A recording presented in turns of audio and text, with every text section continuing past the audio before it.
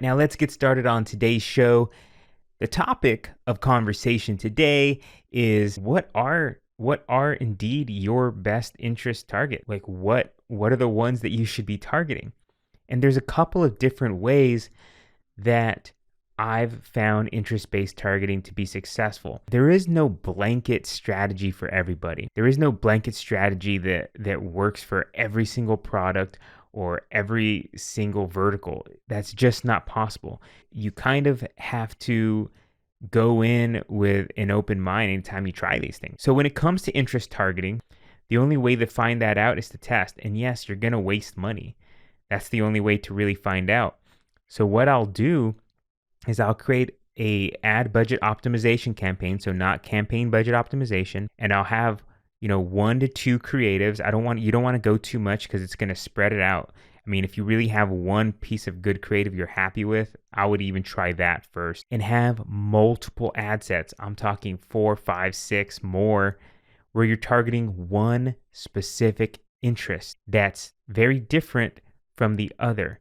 So you don't want it to be necessarily in the same realm, just different enough. So where you're targeting one specific interest per ad set, and then you put a budget on each of those ad sets and let those run for 3 to 5 days or so to see what gets you the conversion event that you're looking for. If you're looking for leads or if you're looking for purchases, those are the things that you should pay attention to. You want ad sets that have more than one conversion event, ideally at least 3 in that period of time, in that week period of time. And if you're getting a cost per acquisition that is low compared to what you've had before or as good, say it was $15 cost per acquisition and you really have been doing 25, that's a win. That's $10, right? So if you take those 2 ad sets and you've shown the history to Facebook that creative with that targeting is going to give you that cost per acquisition, that's a time where you can combine those 2 ad sets together and you're going to get that average cost per acquisition for that creative and targeting combination.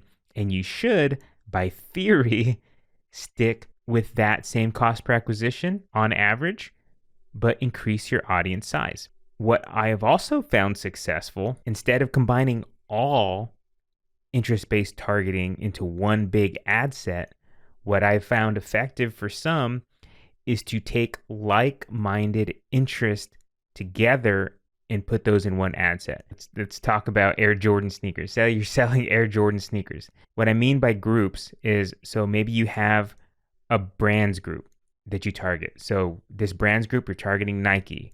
We're targeting Reebok, Under Armour. That's the brands group.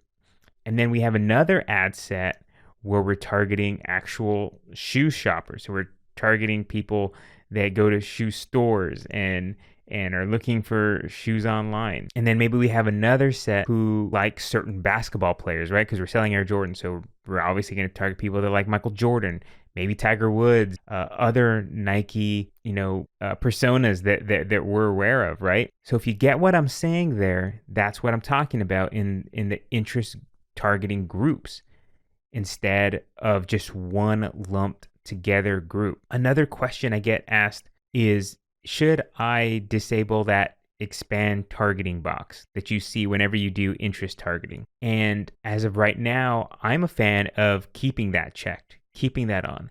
Because when you select your interest target, that's going to be the base of the targeting, but allowing it to expand from there, in my opinion, is fine. It's only going to expand when it can find more purchases for you or the algorithm thinks so.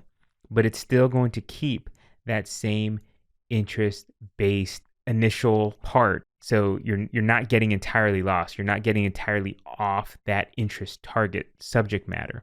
If you're out of the lookalike game because you're just not getting enough data, you're not getting hundreds of orders a day, 50 to 100 orders a day, and you can't keep that pixel and that audience updated with hundreds of people in a 30-day period of time, interest-based targeting is going to be the way to go for you.